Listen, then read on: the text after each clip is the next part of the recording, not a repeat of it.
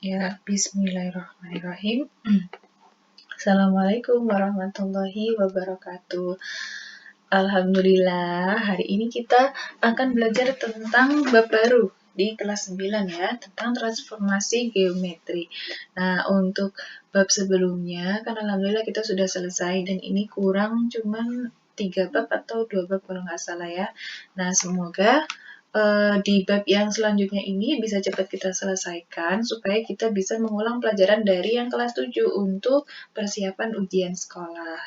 Nah, langsung saja ya, langsung kita mulai pembahasan tentang transformasi geometri. Nah, transformasi geometri itu apa sih sebetulnya? Transformasi geometri adalah mengubah setiap titik koordinat atau titik-titik suatu bangun menjadi koordinat lainnya pada bidang dengan satu aturan tertentu. Jadi, intinya transformasi geometri itu adalah pengubahan koordinat titik. Jadi bisa digeser, bisa dicerminkan, bisa diputar atau rotasi, dan bisa dilatasi atau perbesaran atau perkalian. Jadi sebelumnya maaf ya kalau mouse-nya ini ibu besarkan banget supaya kelihatan jelas pergerakan mouse-nya gitu. Nah, langsung kita belajar ke masing-masing transformasinya ya. Jadi nih contohnya, kalau refleksi atau pencerminan, jadi kalau kita punya sebuah bangun, nah kalau bercermin itu kan selalu kamu pasti ada orangnya atau bendanya yang dicerminkan, kemudian ada cerminnya, dan nanti akan terbentuk sebuah bayangan. Nah, sama juga pada matematika, itu kita pelajari tentang pencerminan. Jadi, jika ada sebuah bangun, kemudian ini ada cerminnya, maka bayangannya akan seperti ini. Jarak dari benda ke cermin itu sama dengan jaraknya bayangan ke cermin. Kemudian bentuknya akan tetap sama, cuman dia hanya berkebalikan. Ini kan sama persis ya bentuknya, cuman mungkin ini bentuknya kayak trapesium terbalik, tapi yang ini trapesiumnya ke atas gitu. Jadi karena pencerminan, jadi kebalikannya. Cuman dia bentuknya sama persis dan jaraknya juga sama. Itu kalau pencerminan atau istilahnya refleksi pencerminan. Kemudian yang kedua adalah dilatasi. Dilatasi itu adalah perbesaran atau pengecilan. Jadi kita membicarakan tentang skala atau faktor skala. Jadi bisa dari asli, bisa dikecilkan. Dia bentuknya sama persis. Sama persis, kemudian arahnya sama persis. Kalau ini tadi kan pencerminan arahnya nggak sama ya. Kalau ini arahnya sama persis, semuanya sama persis. Yang berbeda hanya ukurannya bisa dikecilkan atau bisa juga lebih besar. Nah, itu namanya dilatasi. Kemudian ada pergeseran atau translasi. Nah, jadi kalau yang ini bangunnya sama persis, ukurannya sama persis, intinya kongruen, cuman dia posisinya aja beda. Jadi awalnya di sini, kemudian digeser ke sini, digeser ke manapun terserah. Pokoknya namanya juga bergeseran ya, jadi bendanya pasti sama persis. Dan yang terakhir adalah rotasi. Nah, rotasi juga sama dengan translasi, dia bangunnya sama persis, cuman kalau translasi tadi kan gesernya kayak ke atas, bawah, kiri, kanan gitu ya, ke samping gitu. Nah, kalau rotasi dia itu gesernya puter. Jadi nanti ada sebuah titik yang menjadi acuannya. Gesernya itu membentuk sudut gitu ya. Nah, oke. Kita bahas satu persatu. Yang pertama, translasi. Nah, ini Ibu langsung bahas ke pakai rumusnya ya. Jadi translasi tadi kan memindahkan ya, memindahkan menurut jarak dan arah tertentu. Jadi kita kan sekarang sedang membahas tentang titik koordinat. Jadi meskipun tadi contohnya seperti ini kan setiap titik sudut kan punya koordinat masing-masing ya. Jadi ini apa, koma apa, misal A, B, C, D, E, F, G gitu ya. Nah, sama kalau kita akan melakukan translasi, itu kita melihatnya per titik-titiknya. Jadi semakin banyak titik, semakin banyak yang ditranslasikan. Nah, jadi setiap titik, misal ada titik A, B, C, D gitu ya. Nah, titik A kalau ditranslasikan, ini namanya translasinya. Jadi misal digeser 2 ke kanan, kemudian 3 ke atas gitu ya. Jadi di sini itu 2, 3. Ini tuh yang komponen kanan kirinya, yang ini komponen atas bawahnya. Paham ya? Jadi ini titik awalnya. Nanti titik akhirnya tinggal ditambah. Jadi misal dia geser 2 ke kanan, 3 ke atas, berarti X ditambah 2, Y ditambah 3 gitu. Jadi tinggal ditambahkan yang X dengan A, yang Y dengan B. Coba langsung kita lihat contohnya ya. Nah, gambar di samping menunjukkan segitiga ABC yang ditranslasikan 4 satuan ke kanan dan 3 satuan ke bawah. Nah, kalau ke kanan atau atas itu dia tandanya positif. Lihat ya, ini kan di kanan dan di atas kan positif ya. Kalau ke kiri atau ke bawah, dia tandanya negatif. Jadi ini kan 4 satuan ke kanan. Nah, berarti 4. Positif 4 maksudnya. Dan 3 satuan ke bawah. Ke bawah berarti negatif. Berarti negatif 3. Jadi, koordinat hasil bayangannya dari translasi itu, kan awalnya yang merah ini ya, A, B, C. Kemudian nanti bayangannya adalah yang A aksen, B aksen, petik ini bacanya aksen ya. A aksen, B aksen, dan C aksen. Jadi ditranslasikan satu-satu. Yang A, itu kan koordinat awalnya kan negatif 3,1. Kemudian translasinya tadi kan 4, min 3 ya. Berarti 3 yang negatif 3 ditambah 4. Nah, kemudian koma 1 dikurang 3. Gitu, karena dia gesernya 4 ke kanan dan 3 ke bawah. Jadi ini punyanya yang X, ini punyanya yang Y. Min 3 ditambah 4 jadinya 1. 1 dikurang 3 jadinya negatif 2. Jadi titik A, ini kan coba kalau kita geser manual ya, 4 ke kanan, 1, 2, 3, 4, kemudian 3 ke bawah, 1, 2, 3. Nah, kalau kalian mau geser manual, itu tidak masalah untuk mengoreksi misalnya, tapi pasti nanti lama banget ya dikasih soal berapa, nanti jawabnya lama banget. Nah, ini cara yang termudah dan memang seharusnya gitu. Kalian harus bisa membayangkan. Kalau mau digambar berarti itu untuk membuktikan kebenarannya gitu. Kemudian untuk yang titik B dan C sama caranya. Kalau sudah dapat tiga-tiganya titiknya, tinggal dihubungkan saja. Nah, ini kan bentuknya sama persis, arahnya juga sama, hanya posisinya saja yang beda. Itu adalah konsep dari translasi. Kemudian contoh soal. Contoh soalnya, seekor semut berjalan mengikuti pola translasi T42. Berarti nanti yang komponen X-nya 4, komponen Y-nya 2. Jika posisi awal semut digambarkan pada bidang kartesius P2,3, tentukan posisi akhir semut dan gambarkan pada koordinat kartesius. Nah, berarti posisi awalnya kan 23, kemudian translasinya 42. Tinggal dijumlah saja. 2 ditambah 4. Nah, X ditambah A kan. 2 tambah 4 jadinya 6. Terus 3 ditambah 2 jadinya 5. Jadi posisi akhir semutnya adalah 6,5. Nah, tugas kalian adalah yang menggambarkan di koordinat kartesius. Kalian bandingkan. Jadi awalnya di mana, akhirnya di mana gitu. Ini kan sudah ada. P-nya 2,3. Nanti itu digambar koordinatnya itu di pos sebelah mana gitu loh. Kemudian yang 6,5 itu juga di sebelah mana. Oke. Selanjutnya adalah refleksi atau pencerminan. Nah, coba kalian bayangkan kalau kalian sedang bercermin. Pasti ukuran kalian dengan ukuran bayangan kalian kan sama ya. Kalau kalian emang kurus ya hasilnya kurus. Kalau kalian emang agak berisi ya hasilnya agak berisi. Itu adalah sifat dari pencerminan, sifat dari cermin. Ukurannya sama. Kemudian kalau kalian menjauh dari cermin, nah pasti bayangan kalian juga ikut menjauh kan, nggak mungkin kalau bayangannya tetap di sana gitu. Kalau kalian pergi dari cermin ya bayangannya juga ikut pergi gitu. Kemudian yang nggak sama cuman kalau kalian rasakan kalian memegang sesuatu di sebelah kanan misalnya, nah di cermin itu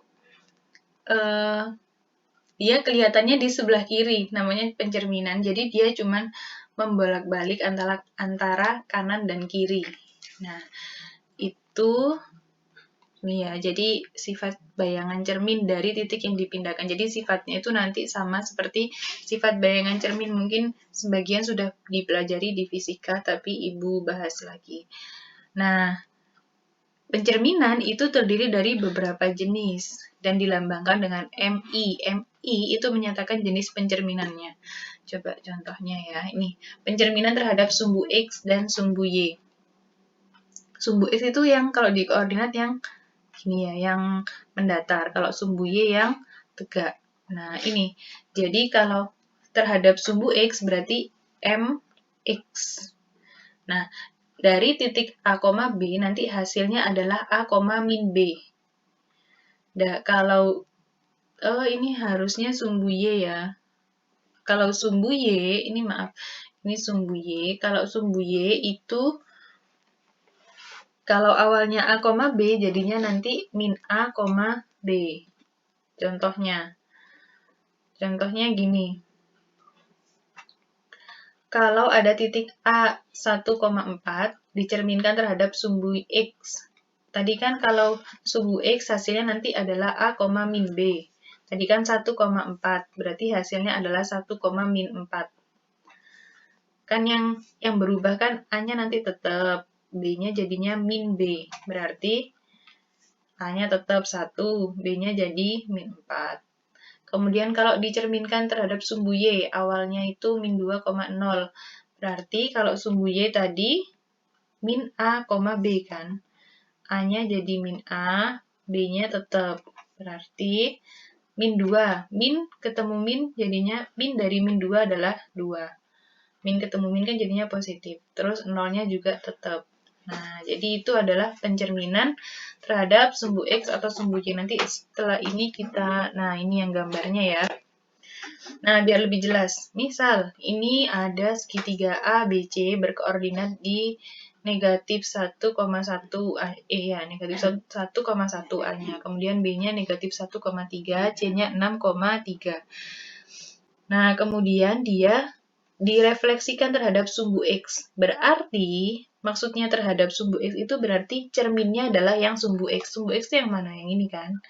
Nah, jadi kalau awalnya di sini, posisinya kan tetap, kalau awalnya di sini, nanti cerminnya di sini, berarti bayangannya di sini. Lurus gitu loh maksudnya. Cuman jaraknya sama, karena jarak dari cermin ke sini satu satuan atau satu kotak, berarti nanti bayangannya juga satu kotak. Paham? Kalian cerminkan satu-satu ya. Kemudian yang B juga sama. Lurus, cuman jaraknya dia kan dari sini ke B itu kan 1, 2, 3. 3 kotak ya. Berarti dari cermin ke bawah itu juga 3 kotak. 1, 2, 3. Berarti B aksennya di sini. Kemudian yang C juga sama. Ya, lurus. Kemudian dari cermin ke atas itu kan 1, 2, 3, 3 kotak. Berarti dari cermin ke bawah, bayangannya kan di bawah ya. 1, 2, 3, 3 kotak. Nah, jadi setelah mendapatkan titik-titiknya, ini awalnya kan cuma titik-titik, kalian hubungkan. Nah, jadi yang biru ini adalah pencerminannya. Nah, ini caranya ya. Jadi, satu satuan di atas sumbu X, maka bayangannya adalah satu satuan di bawah sumbu X. Kalau titik awalnya di atas, berarti bayangannya di bawah, gitu. Nah, kemudian setelah didapatkan titik-titiknya, tinggal dihubungkan. Sehingga terbentuklah bayangannya A aksen, B aksen, C aksen. Jadi kalau A, bayangannya A aksen ya. Kalau B, bayangannya B aksen. Kalau C, bayangannya C aksen. Nah, kemudian yang kedua, pencerminan terhadap garis Y sama dengan X atau Y sama dengan min X. Konsepnya sama ya, cuman yang beda adalah cerminnya. Jadi kalau tadi cerminnya X berarti nanti di sini, kalau cerminnya X berarti di bawahnya. Kalau cerminnya Y tadi berarti nanti bayangannya di kanan atau kirinya gitu ya. Nah, sama juga kalau ini tinggal kalian lihat garis Y sama dengan X itu nanti gimana posisinya gitu. Nah, jadi pokoknya kalau titiknya A, B, bayangannya adalah dibalik. A, B jadi B, A. Kalau Y sama dengan min X, kalau cerminnya adalah Y sama dengan min X, berarti bayangannya dari A, B jadi min B, min A. Dibalik dan dijadikan negatifnya. Oke, contoh soalnya. Kalau kita langsung pakai rumus ya. 2,1 dicerminkan terhadap Y sama dengan X, berarti tinggal dibalik saja. 2,1 berarti jadinya 1,2. Kalau Y, min X ya, 4, min 1 berarti dibalik dan dinegatifkan kan. Kalau dibalik aja itu kan min 1,4, dinegatifkan jadi 1, min 4. Dibalik dan dinegatifkan. Nah, contohnya seperti ini. Garis Y sama dengan X itu adalah garis ini. Y sama dengan X itu maksudnya kalau Y-nya 1, X-nya 1, Y-nya 2, X-nya 2, Y-nya 3, X-nya 3 gitu. Jadi, kalau kalau X-nya 1, Y-nya 1 kan. 1,1 titiknya di sini. 2,2 di sini. 3,3 di sini. Jadi dihubungkan, ternyata jadinya seperti ini gitu. Nah, jadi cerminnya itu di sini. Cerminnya miring. Kalau Y sama dengan min X, berarti kebalikannya. Yang kayak gini cerminnya. Sama-sama miring, cuman arahnya beda. Paham ya? Nah, kemudian gambar yang awal itu yang ini, jangan bingung ya. Jadi yang ada hitam, segi 4 A, B, C, D, segi 4 A, B, C, D, kemudian bayangannya adalah segi 4 yang hijau. Jadi ini tuh numpuk ya. A, B, C, D sampai sini. A, B, C, D ini B-nya maksudnya.